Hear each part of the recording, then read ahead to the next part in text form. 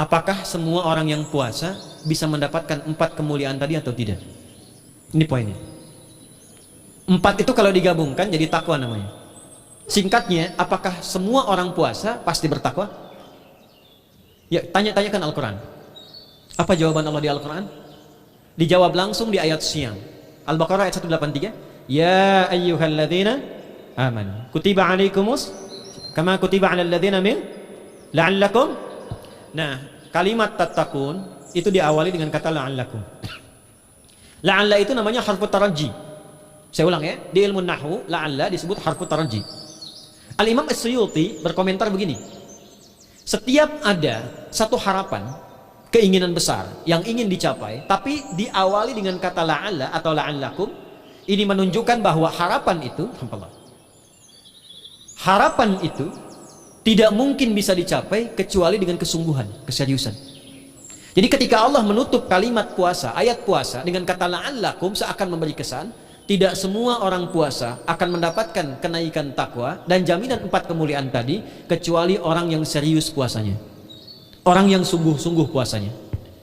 Karena itulah, untuk menunjukkan kesungguhan itu, bagian terakhir kita, Nabi memberikan 3 amalan utama.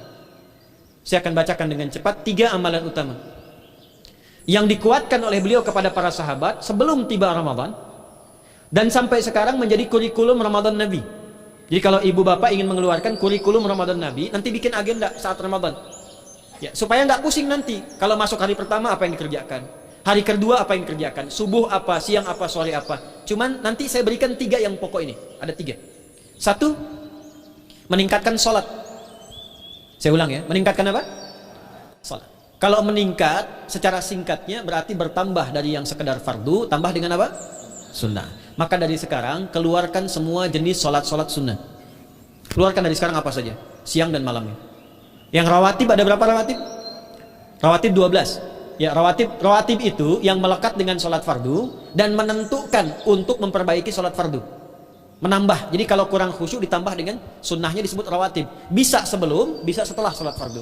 Ada 12 dari hadis Nabi SAW. Man sholat isnatai asyrata raka'atan, siapa yang sholat 12 rakaat fi yaumin wa lailatin, yang mengiringi sholat fardu siang dan malam, ya, bunyalahu bihinna baitun fil jannah, maka akan dibangunkan baginya satu rumah di surga kalau konsisten menunaikan 12 itu sampai meninggal dunia. Sahabat yang mendengar itu mengatakan kompak semuanya, sejak mendengar hadis itu kami usahakan istiqomah sampai meninggal, tidak meninggalkannya. 12 itu 2 sebelum subuh, cepat. 4 sebelum zuhur, 2 setelah zuhur, 2 setelah maghrib, 2 setelah isya. 2 rakaat sebelum subuh, 4 rakaat sebelum zuhur. Kalau nggak bisa 4 rakaat karena terbatas waktunya, boleh 2 rakaat khusus untuk sebelum zuhur. Kalau nggak bisa 4, boleh berapa? 2. Dalilnya hadis Ibnu Umar radhiyallahu taala anhuma. Kata beliau, hafidtu asyra rakaatin, saya hafal 10 rakaat dari Nabi sallallahu alaihi wasallam salat sunnah. Maka menyebutkan sebelum zuhur 2 rakaat. Baik, jadi 12 ya, 2 sebelum subuh, 4 sebelum zuhur, 2 setelah zuhur, 2 setelah maghrib, 2 setelah isya. Ini yang disebut dengan rawatib. Jamak dari kata ratib. Di luar ini mutlak. Mutlak ini ada yang berdampingan dengan salat fardu, ada yang terpisah. Contoh yang berdampingan, 4 rakaat sebelum asar. 4 rakaat ini bukan disebut rawatib, tapi salat mutlak.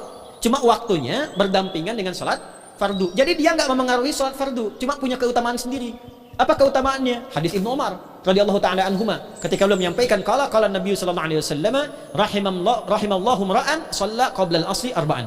Allah akan menambahkan rahmat pada orang yang terbiasa salat 4 rakaat sunnah sebelum salat asar. Jelas ya? Baik. Kemudian apalagi setelah itu? Salat di antara 2 adzan dan 2 adzan ini, adzan dan iqamah. Ya, di antara adzan dan iqamah. Tahiyatul masjid. Apalagi misalnya salat duha. Duha dibagi 3. Awal duha itu kurang lebih 1,5 jam setelah salat subuh. Subuh sekarang misal 4:30, maka jam 6 muncul awal duha. Namanya syuruk. Saya ulang, salat apa namanya? Syuruk itu salat awal duha. Jumlah rakaatnya 2 rakaat. Man shalal ghadata fil jama'ati, thumma yaqudu yadhkurullah subhanahu wa ta'ala, fa yusalli rak'ataini, fa kana alaihi ka ajri umratin wa hajjin. Ya, ka ajri ummatin wa hajjin tamatan. Siapa yang salat subuh 2 rakaat dengan berjamaah, ya, dan umumnya kalau berjamaah bisa ke masjid di masjid. Kalau tak mampu ke masjid, tunaikan di rumahnya. Setelah itu tidak beranjak dulu, dia duduk untuk berzikir kepada Allah. Zikir itu bisa baca Quran. Quran surah 15 ayat 9 itu Quran disebut dengan zikir. Quran surah 54 ayat 17, 22, 32, 40. Itu Quran disebut dengan zikir. Bisa baca Quran, bisa berdoa. Doa disebut dengan zikir. Quran surah ke-7 ayat 205. Ya.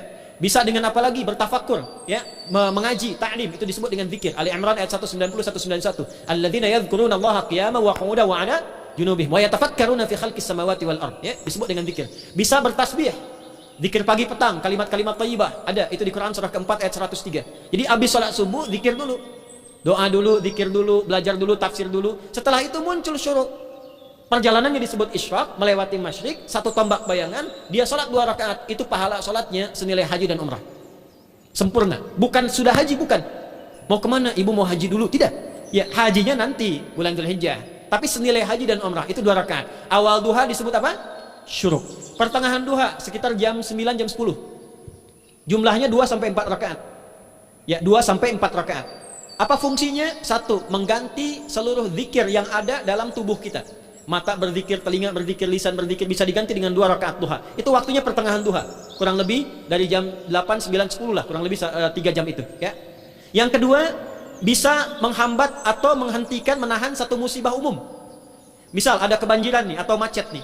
Orang-orang kena macet. Bapak yang biasa sholat duha pertengahan itu tiba-tiba ditolong oleh Allah, dibebaskan. Tiba-tiba ada orang datang, Pak lewat sini, di sana macet. Atau dibimbing ada kontraflow. Itu manfaatnya duha tuh. Yang pertengahan. Yang terakhir adalah akhir duha, sekitar jam 10 sampai jam 11 menjelang ke zuhur. Ya, akhir duha itu jumlahnya dari 2 bisa 4 sampai 8 rakaat. Di antara manfaatnya bisa mempermudah datangnya rezeki dengan izin Allah Subhanahu wa taala ketika ikhtiar. Itu duha. Nanti ke malamnya silahkan tahajud, tingkatkan tarawihnya sampai ditutup dengan witir. Itu salat. 2 yang terakhir saya cepat, 2 yang terakhir adalah banyak berinteraksi dengan Al-Qur'an. Ada 3 caranya. 1, banyak membaca. Itu namanya qiraah. Silahkan Bapak Ibu siapkan dari sekarang, targetnya khatam misalnya 1 kali, berapa juz? 30 juz. Kalau mau gampang bagi 30, berarti 1 hari berapa? 1 juz. Paling gampang lagi, supaya nggak capek ngajinya, supaya nggak capek, bagi 1 juz 5 waktu sholat. Contoh, juz pertama itu Al-Baqarah plus Al-Fatihah. Al-Fatihah saya nggak hitung lah karena sudah hafal ya. Al-Baqarah itu 141 ayat, juz pertama. Bagi 5, 28. Jadi setiap ketemu waktu sholat, bagi 2 lagi, 28 bagi 2 berapa? 14. Sebelum sholat baca 14 ayat, setelah sholat baca 14 ayat. Itu 14 ayat tuh paling-paling nggak nyampe 5 menit Bu Pak. Kalau investasi 10 menit setiap waktu sholat bagi 2 kita baca 14 ayat, itu insya Allah selesai Ramadan khatam Quran. Itu udah rumus. Ya, tidak cukup dengan amin. Siapkan dari sekarang. Siapkan. Ya.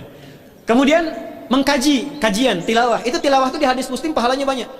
Ya, majtama'a qaumun fi baitin min buyutillahi. Ya, kita ngajinya Quran hadis ya, biar ya, apa lebih kuat dalilnya. Majtama'a qaumun fi baitin min buyutillahi yatluna kitaballahi wa yatadarasuna fi ma bainahum. Ya, siapa yang bisa tilawah Quran, ngaji, tafsir, keluarkan misalnya untuk Ramadan 10 hari saya pengen tahu Al-Fatihah. Itu ketika dilakukan punya 4 keutamaan. 1, ghasyiyatuhum rahmah. Selama ngaji rahmat Allah dibentangkan. Kalau pengen doa cepat dikabulkan, kalau istighfar diampuni. Yang kedua, awas ini nazalat alaihi musakinah, diberikan ketenangan dalam jiwa. Bapak Ibu pengen di rumah tangga jadi sakinah, isi dengan Quran di rumah. Amalan terakhir infak. Ya, hadisnya dari Ibnu Abbas, Ibnu Abbas radhiyallahu taala anhuma, qala, ya, beliau mengatakan kana Nabi sallallahu alaihi wasallam ajwadan nas wa ajwadu ma yakunu fi Ramadan. Adalah Nabi sallallahu alaihi wasallam itu orang yang sangat luar biasa dermawan dan lembut.